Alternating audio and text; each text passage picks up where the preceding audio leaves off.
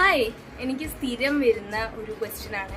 കീം എങ്ങനെയാണ് പ്രിപ്പയർ ചെയ്ത്, കീമിന് കോച്ചിങ്ങിന് പോയിട്ടുണ്ടോ, കീം എങ്ങനെയാണ് പഠിച്ചിരുന്നത്, കീമിലെ റാങ്ക് എന്താണ്, ഈ സാധനം.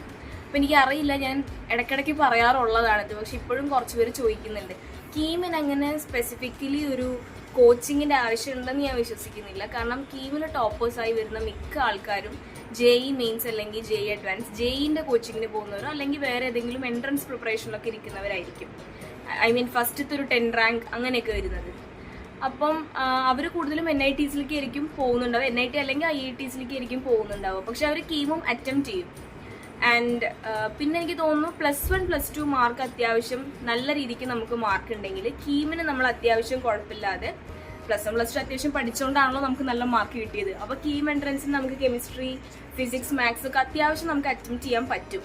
അപ്പോൾ അത്യാവശ്യം വലിയ കുഴപ്പമില്ലാത്തൊരു 3000 to 4000 ഉള്ളിലൊക്കെ റാങ്കിൽ വന്ന് നിൽക്കും. അപ്പോൾ നമുക്ക് നല്ല കോളേജസ് തന്നെ കിട്ടും, നല്ല ടോപ്പ് ടയർ ഗവൺമെൻറ് കോളേജസ് തന്നെ കിട്ടും. അതിൽ തന്നെ എനിക്ക് തോന്നുന്നു കൂടുതലും ടോപ്പേഴ്സ് പ്രിഫർ ചെയ്യുന്നത് CET ആണ്. ആൻഡ് അതിനുശേഷം കുറേ നല്ല ടോപ്പ് ഗവൺമെൻറ് കോളേജസ് വരും.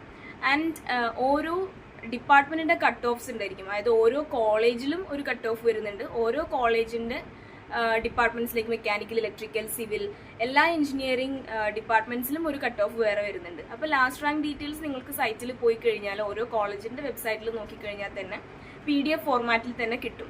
അപ്പോൾ അത് വെച്ച് ഏകദേശം നിങ്ങൾക്ക് കാൽക്കുലേറ്റ് ചെയ്യാൻ പറ്റും. പിന്നെ 3 അലോട്ട്മെൻറ്റ്സും പിന്നെ ഒരു സ്പോട്ട് അലോട്ട്മെൻ്റ് ആണ് വരുന്നതെന്നാണ് എൻ്റെ ഓർമ്മ. അപ്പോൾ അതിൻ്റെ ഉള്ളിൽ എന്തായാലും അത്യാവശ്യം കുഴപ്പമില്ലാത്ത ഒരു സ്റ്റേറ്റ് മെറിറ്റിൽ തന്നെ ജനറൽ നോക്കുകയാണെങ്കിലും വലിയ കുഴപ്പമില്ലാത്തൊരു 5000ൻ്റെ ഉള്ളിൽ റാങ്ക് വരുമ്പോൾ നല്ലൊരു ബ്രാഞ്ചിൽ തന്നെ കിട്ടും, നല്ലൊരു കോളേജിൽ. അപ്പോൾ എല്ലാവർക്കും നല്ല കോളേജസ് തന്നെ അഡ്മിഷൻ കിട്ടട്ടെ. ബൈ.